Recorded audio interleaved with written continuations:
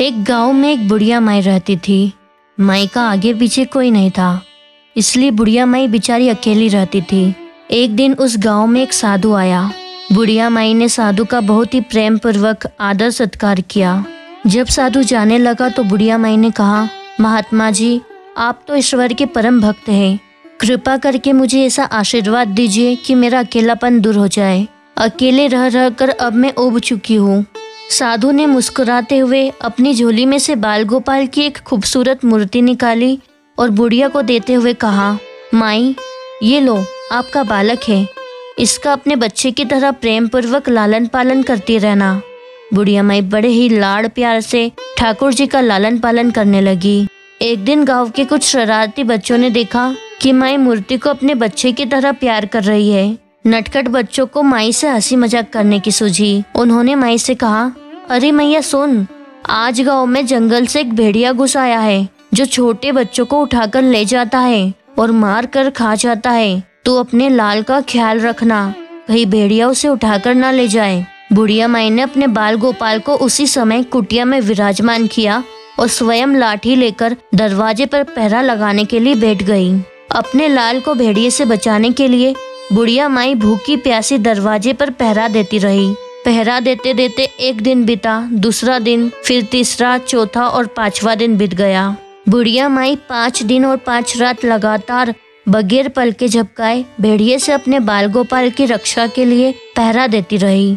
उस भोली भाली मैया का यह भाव देखकर ठाकुर जी का हृदय प्रेम से भर गया। अब ठाकुर जी को मैया के प्रेम का प्रत्यक्ष रूप से आस्वादन करने की इच्छा हुई। भगवान बहुत ही सुंदर रूप धारण कर वस्त्राभूषणों से सुसज्जित होकर माई के पास आए। ठाकुर जी के पांव की आहट पाकर माई डर गई कि कहीं दुष्ट भेड़िया तो नहीं आ गया मेरे लाल को उठाने। माई ने लाठी उठाई और भेड़िए को भगाने के लिए उठ खड़ी हुई। तब श्याम सुंदर ने कहा, मैया, मैं हूँ, मैं तेरा वही बालक हूँ जिसकी तुम रक्षा करती हो। माई ने कहा, क्या? चल हट, तेरे जैसे बहुत देखे हैं, तेरे जैसे सैकड़ों अपने लाल पर नवछावर कर दूं। अब ऐसा मत कहियो, चल भाग जाए यहाँ से। ठाकुर जी मैया के इस भाव और एक निष्ठा को देखकर बहुत ज्यादा प्रसन्न हो गए। ठाकुर जी मैया से बोले, अरे मेरी भोली मैया, मैं त्रिलोकी का नाथ भगवान हूँ, मुझसे चाहे जो वरदान मांग ले, मैं तेरी भक्ति से प्रसन्न हूँ। बुढ़िया माई ने कहा, अच्छा आप भगवान हो, मैं आपको 100 बार प्रणाम करती हूँ। कृपा कर मुझे यह वरदान दीजिए कि मेरे प्राण प्यारे लाल को भेड़िया ना ले जाए। अब ठाकुर जी और ज्यादा प्रसन्न होते हुए बोले, तो चल मैया, मैं तेरे लाल को और तुझे अपने निज धाम ले चलता हूँ, वहाँ भेड़िए का कोई भय नहीं है।